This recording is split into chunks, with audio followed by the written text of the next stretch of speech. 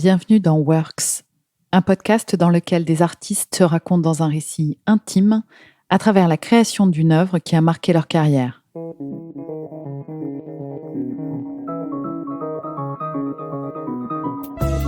Quand on parle d'opéra, on pense Verdi, Mozart ou Wagner, mais plus rarement à des compositeurs d'aujourd'hui. Il faut dire que si la Traviata ou la Flûte enchantée font presque toujours salle comble, les opéras contemporains ont parfois du mal à trouver leur public. L'opéra serait-il donc voué à rester figé dans le passé ? En 2014, Stéphane Lissner prend la direction de l'Opéra de Paris et il lance un cycle de création mondiale d'opéra inspiré de la littérature française. Il sollicite alors le compositeur suisse Michael Jarel qui lui propose de revisiter la tragédie classique en adaptant Bérénice de Racine. Et c'est mon invité du jour, le chef d'orchestre Philippe Jordan, qui est chargé de diriger ce tout nouvel opéra lors de sa création en 2018 à l'Opéra Garnier. Dans la carrière de Philippe Jordan, Bérénice occupe une place à part. D'abord parce que c'est une œuvre qui mêle orchestre classique et sonorité électroacoustique, mais surtout parce que c'est la première et à ce jour la seule création d'opéra qu'il a entièrement dirigée. Dans ce nouvel épisode de Works, Philippe Jordan évoque cette expérience unique et très inhabituelle pour un chef d'orchestre de travailler avec un compositeur vivant. Il raconte le fascinant processus de création d'un opéra et il s'interroge sur la place de la musique contemporaine dans l'art lyrique aujourd'hui. Pourquoi si peu d'opéras contemporains sont-ils repris après leur création ? Une bonne histoire fait-elle forcément un bon livret d'opéra ? À quand le prochain grand opéra populaire ? J'ai rencontré Philippe Jordan au premier jour du déconfinement dans un opéra Bastille quasi désert. J'ai trouvé un chef d'orchestre privé de son orchestre et coupé du public parisien avec lequel il entretient une relation très forte depuis qu'il a été nommé directeur musical de l'Opéra de Paris en 2009. Et on peut imaginer à quel point l'attente des retrouvailles était pesante pour cet homme passionné et hyperactif. Dans ce contexte, revenir avec lui sur la création de Bérénice fut un moment un peu hors du temps. Je suis Sophie Le Cerf et vous écoutez Works, un podcast produit par Cult Media en partenariat avec l'Opéra de Paris.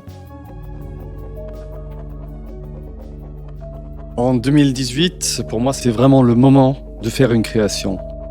Commencer une saison, c'est toujours il y a quelque chose de magique. Quand une maison reprend et quand il y a tout le monde reposé quelque part, il y a une créativité énorme. En plus, il fait encore beau, c'est septembre, fin août, septembre. On revient normalement des vacances. Moi, je revenais de Bayreuth et j'ai dirigé une reprise de Tristan et Isolde, qui aussi, disons, la création par excellence quelque part. Ouais. Quand on a décidé de faire une création, on a discuté bien sûr quelle œuvre, quel sujet et bien sûr pour moi comme chef d'orchestre, quel compositeur. Alors Stéphane Lissner a envisagé plusieurs compositeurs pour les créations et c'est lui qui m'a tout de suite proposé Michael Jarel que je connaissais de nom mais pas vraiment sa musique. Et bien sûr, avant de me lancer dans un projet, je me suis informé, on m'a envoyé des partitions de lui, on m'a envoyé des CD, notamment Cassandre. Et ça m'a beaucoup impressionné parce que déjà Cassandre aussi, c'est un sujet antique et aussi donne un peu l'atmosphère de théâtre. Et il y avait un côté magique dans l'orchestration qui m'a plu, quelque chose de sensuel, quelque chose de émotionnel, quelque chose qui est bien sûr à l'air complexe, mais aussi quelque part une sonorité accessible à un public, une sonorité qui parle aussi, surtout qui est mélangée avec des éléments électroacoustiques. Et j'étais assez vite d'accord de me lancer dans ce projet. Après, il y a aussi l'idée de tout dans le projet. C'est pas que le compositeur. L'idée de Bérénice, un sujet antique, le texte Racine m'a beaucoup parlé. Peut-être j'ai un peu regretté après que j'ai pas assez lu le livret, mais en lisant, avec le savoir que j'ai maintenant, j'aurais dit faites attention, c'est un sujet qui est vraiment pas très dramatique. C'est vraiment quelque chose de psychologique, d'intérieur. Et apparemment, déjà à l'époque de Racine, c'était déjà très critiqué, qu'il ne se passait pas grand-chose. Et maintenant, surtout avec l'expérience, je crois, la majorité des créations qui n'ont pas de grand succès ou qui ne restent pas très longtemps pour l'éternité, c'est pas vraiment la musique, c'est très souvent les livrets. En parlant de l'opéra, il faut être vraiment, vraiment, vraiment certain quel sujet on prend.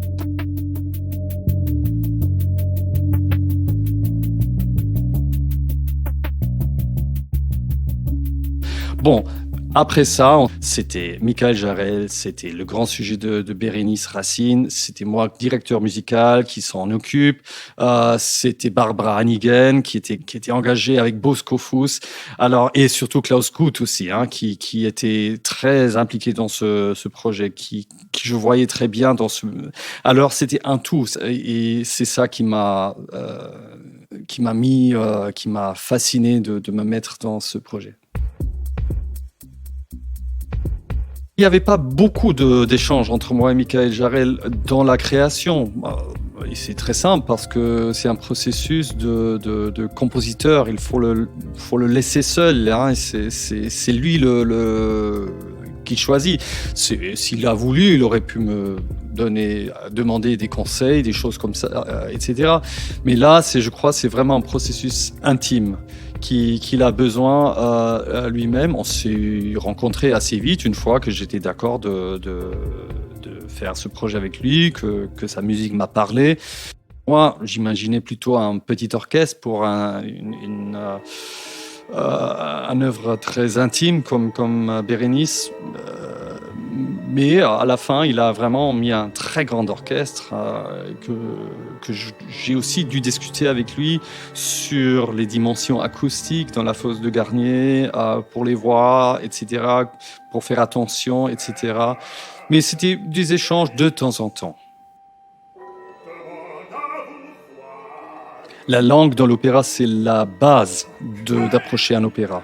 C'est primordial parce que c'est la langue qui est chantée et c'est la langue qui fait le son chanté, et le son chanté se met dans le son de l'orchestre. C'était un défi pour moi, mais aussi surtout pour les chanteurs, de travailler avec la façon comme Michael Jarel a traité le français.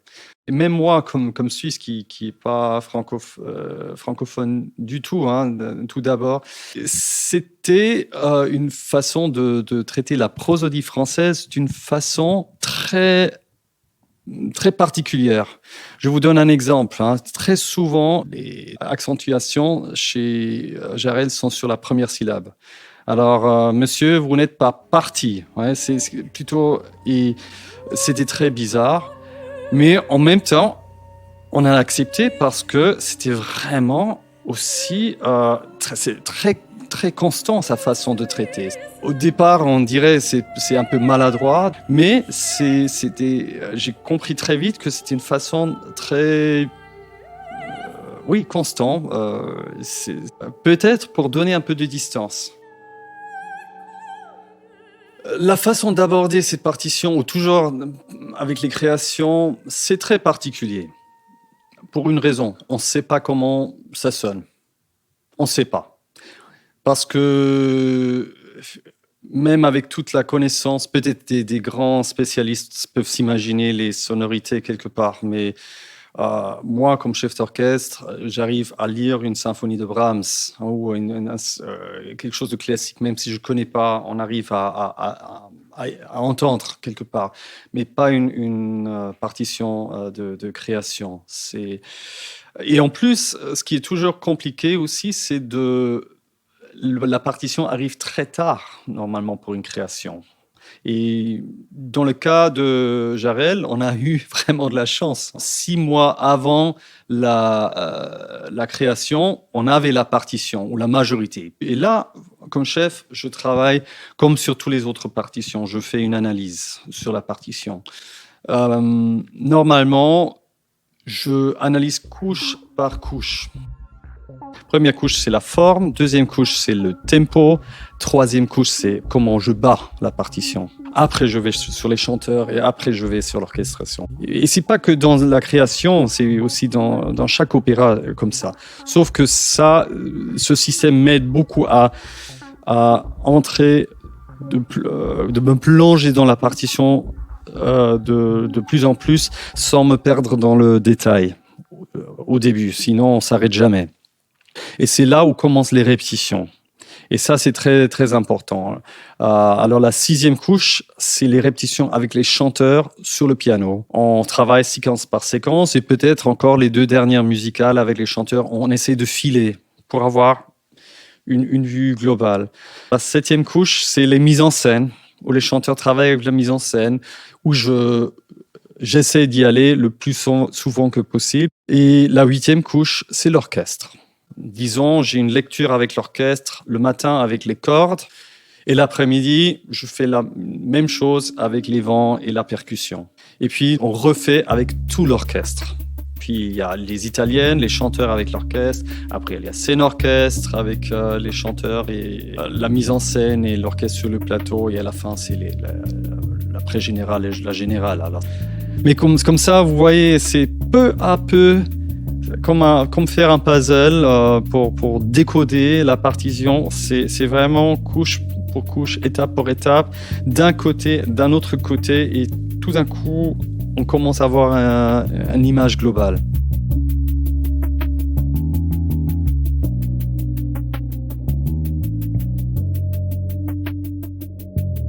Michael Jarel était présent tout le temps. Pendant les répétitions. Chaque répétition musicale, chaque répétition de mise en scène, tout le temps, chaque répétition d'orchestre, qui me rassurait beaucoup parce que dès qu'il y avait une question, il était là. Il était très, très fort sur l'orchestration. Il demandait beaucoup d'effets différents à l'orchestre et il pouvait donner des réponses tout de suite. Alors, c'était très bien de l'avoir. C'est un des compositeurs qui savent exactement ce qu'ils veulent. Dès qu'il y avait un moment où j'étais un peu trop vite ou un peu trop lent, il a dit « Ah oui, tu peux faire attention, là j'aimerais bien avoir un peu plus lent ». Michael, il sait ce qu'il a écrit. Alors, il ne laisse pas beaucoup de liberté à réaliser une partition qui est aussi une chose agréable pour nous parce qu'on sait qu'on doit faire. On pouvait discuter des choses avec lui, mais il restait quand même sur ce qu'il voulait. J'étais étonné à quel point il savait ce qu'il voulait dans la partition. Sauf, il y avait une chose à la fin de l'opéra où j'ai dû défendre sa partition devant lui-même. C'était très drôle. Je lui ai dit, Michael, ce que j'aime dans ta partition, il y a dans l'effet Racine quelque chose de très théâtral et très direct, quelque chose de sec quelque part dans la partition. Et juste à la fin, où elle s'en va, j'ai vu dans ta partition quelque chose qui est sec et tout ça. Oui, mais ça va. Il m'a dit, ça va pas. Et j'ai dit à tout le monde, franchement, vous avez tous tort. Et il était en train de réécrire la fin parce que ça marchait pas.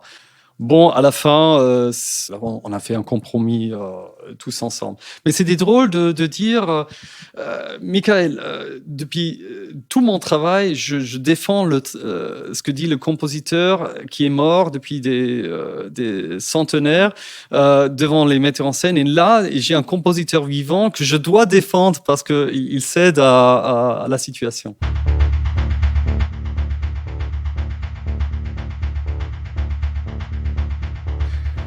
Bon, c'est toujours un peu un problème à la fin des répétitions finales que la musique commence à tourner en boucle dans la tête, surtout dans la nuit. Et je vous assure, c'est très fort. Et j'aimerais bien trouver le bouton, comment régler là le volume dans ma tête. Et c'est surtout dans une création, bien sûr, parce que c'est des sonorités qui commencent à s'évoluer. Avant, c'est quelque part une imagination dans la tête. Après, c'était chanté et joué par un piano. Après, c'était une flûte. Après, c'était tout un orchestre. Après, c'est tous ensemble. C'est un son qui se développe. Alors, l'inconscient doit travailler dans la tête et c'est surtout dans la nuit où on l'entend beaucoup. Pourtant, je dirais que cette musique, ne m'a pas dérangé tellement parce que, sauf la fin, où je dirais, il y a des lignes sublimes dans son adieu. C'est pas une partition, j'ose dire, pas une partition émotionnelle à première vue. Hein, si c'est une musique émotionnelle, ça tourne encore plus. Hein.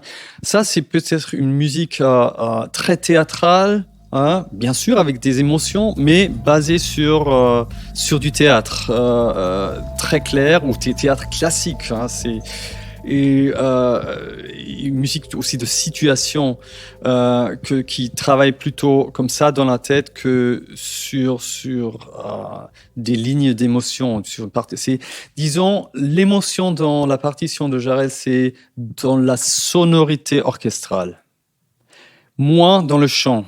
Pour un opéra, peut être un problème, bon, disons comme ça. Je sais que c'est bien voulu de sa part, ça je suis certain, mais l'émotion se transmet pas tellement par la voix que par l'orchestre.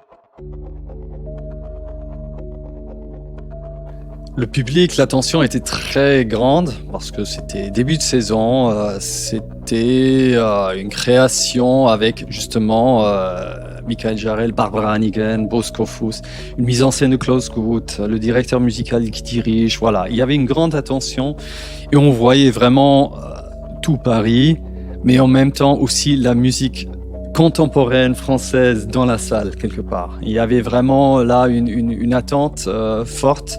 Ce qui est très souvent, c'est là où on se rencontre, où cette scène se rencontre. Et l'Opéra de Paris, c'est pas normalement la place pour la création. Oui, la mission, c'est de faire une création par année. On n'arrive pas tous les jours, mais on essaye. Et voilà, on sent cette attention. Et je dirais, le résultat était très fort, était très bien accueilli, surtout pour Michael. J'étais très content pour lui, mais aussi parce que c'était une mise en scène d'une beauté et d'une esthétique, un esthétisme magnifique. C'était vraiment, je trouve vraiment le contrepoint de cette musique qui a aidé à cette musique aussi, cette forme très claire, très classique de Klaus Guth, avec un décor du XVIIIe siècle, de la période de Racine, mais qui citait un peu l'Empire romain quelque part, avec des projections qui ont réfléchi des sonorités électroacoustiques de Jarel. Alors c'était un tout, c'était une image tout qui marchait ensemble. Et c'était très important pour cette partition, parce que comme très souvent dans la musique contemporaine et la création dans l'opéra, c'est pas la musique elle-même qui porte. Je suis très franc avec ça. J'écouterai pas moi-même, sauf si je dois travailler là-dessus, mais pas chez moi-même, un disque chez moi à la maison. Non. Pour moi, c'est le spectacle, le tout. Et c'est ça qui a marché vraiment bien ensemble. C'est une grande difficulté pour la musique contemporaine de s'établir au répertoire. Et c'est très simple. Et je vais pas me faire beaucoup d'amis quand je dis ça, mais c'est à ce que je crois. Parce que le public normal, qui n'est pas musicien, il n'a pas le vocabulaire musical pour comprendre cette musique. Et là, il y a un problème. Et après, il faut que le public et la musique contemporaine retrouvent un lien.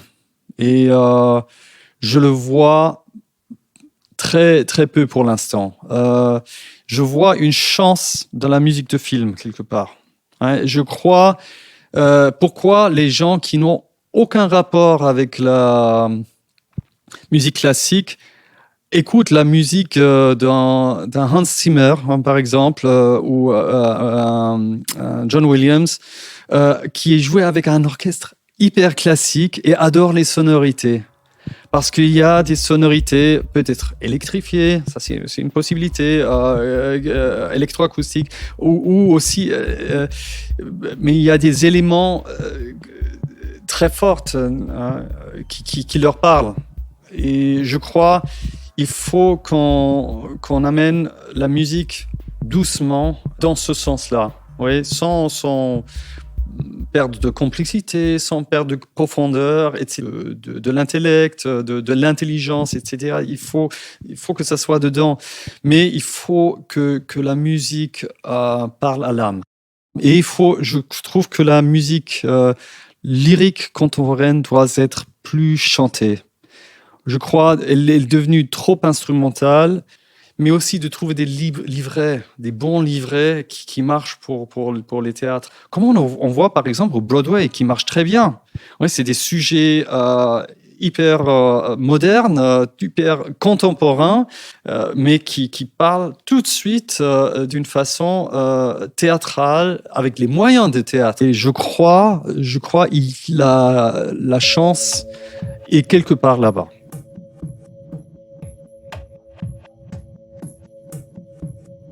Cette création était importante pour moi, cette partition de Michael Jarel, parce que je crois que c'était même ma première création d'opéra que j'ai fait.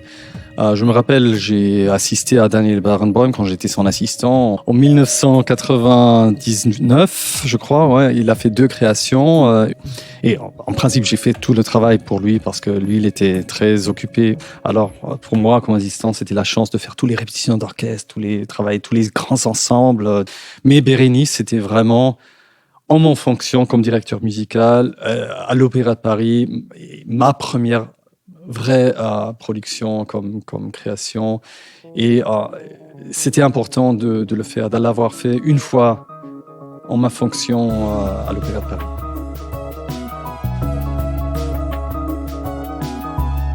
Merci beaucoup à Philippe Jordan, qui quittera officiellement ses fonctions à l'Opéra de Paris à l'été 2021. Et on peut déjà parier qu'il manquera beaucoup au public parisien. Merci aux équipes de l'Opéra de Paris qui ont organisé cette rencontre. Catel signe les créations musicales et l'habillage sonore. Une fois n'est pas coutume, je vous propose un bonus avec cet épisode. Philippe Jordan y raconte étape par étape la façon dont il travaille sur une nouvelle partition. Et c'est vraiment passionnant. À bientôt pour un nouvel épisode de Works à l'Opéra de Paris. En attendant, n'hésitez pas à vous manifester sur nos réseaux sociaux, Facebook, Twitter ou Instagram.